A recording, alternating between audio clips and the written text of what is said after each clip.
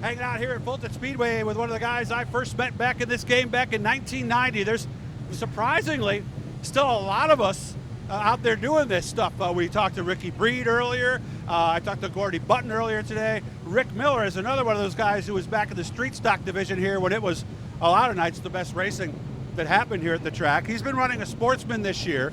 Finished right around 20th in points. Best finish he had was a second place. Man, this has got to be fun for you, Rick. Back to Fulton. It's Outlaw 200 weekend. This has got to be a lot of fun for you. Yeah, it's Outlaw weekend, Victoria / Outlaw, whatever you want to call it. A lot of cars and a lot of competition. You've been pretty much coming to this right from the start?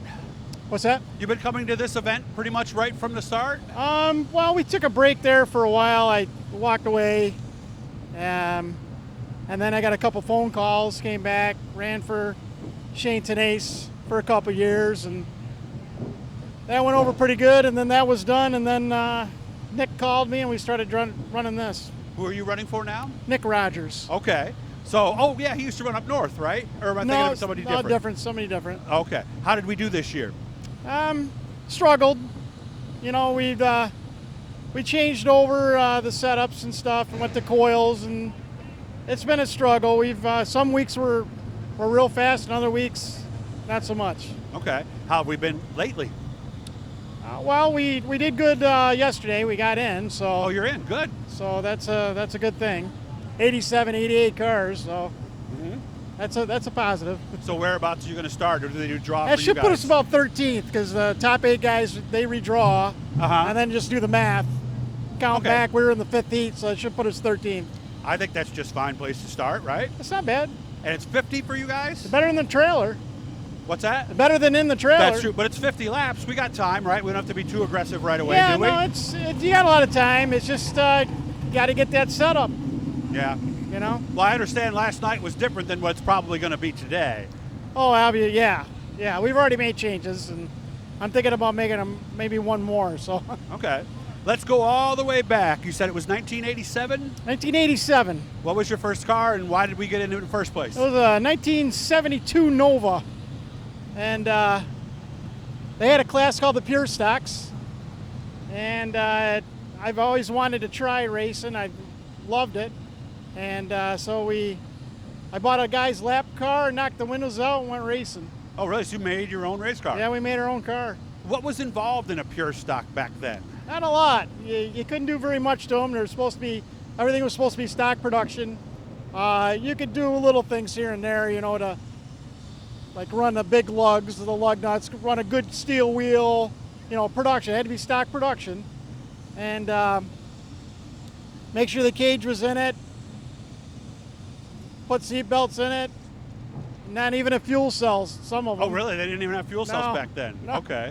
Did we protect it at all? Or? Well, they put it in the trunk. You put the gas tank in the trunk, but there wasn't a lot to it. No, there wasn't. But there was a lot of good drivers that come out of that class. 5-point harnesses? Because you said seat belt. I think back then, when it first started, it was just seat belts. That was it? Yeah. Like an over-the-shoulder Yeah, you one? could have just a regular bucket, no racing seat. Just grab a bucket, throw it in there, weld it, some straps. Oh, yeah. How long did it take you to get the hang of it and start winning races? It took us about a year. Because you got to learn, you know, you're totally new to the game, so you had to learn everything. And so it took us a little while. A lot of people gave us advice. And we started winning some races in '88. Did you win with the same car, or was this a different car Yeah, then? same car. All right, so the original car was a good one then. Yeah. I always said if there was a stock car Hall of Fame for cars themselves, boy, the Chevy Nova has got to be there, right? It was an awesome car. You know, the Novas, the Camaros, the Chevelles, they were all, you know, really good. Of course, then there was that next generation Nova. Was that 75? I think was the first year that they went with the... It might have been, because my next car I built after that car was used up, we went to a 74 Nova. Which was still the same and car. And it was still basically the same thing. Yeah, the smaller version, not the flat one, yeah. And then when I graduated to street stocks, I ran the same thing. I still continued to run Novas. Okay. Not the first year. The first year I drove for Rick Guernsey. He had a backup car. So we pulled that out of his weeds and cleaned it up a lot and ran the 91 season with his car, and then we built our own. That was a Camaro, right? That was a Camaro. Yeah, I remember it was like a reddish, like a dark red almost or yeah, something. that was the one I put the taxi cab on. That was the sign, yeah. And that was what he did. He had Fulton Taxi as his sponsor. And when he would take the lead, he would hit Flip a the little light switch. How did you remember to do that? It was marketing genius.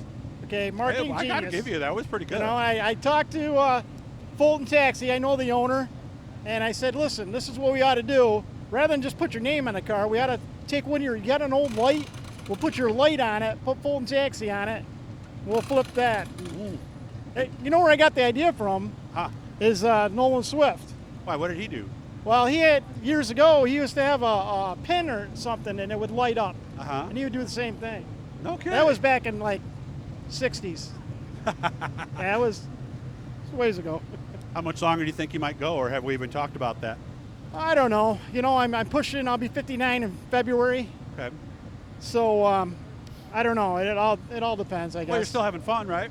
We're still having fun. You know, I'd like to get it figured out a little bit. My competitive nature inside me I just can't walk away without getting it figured out. You know. I understand.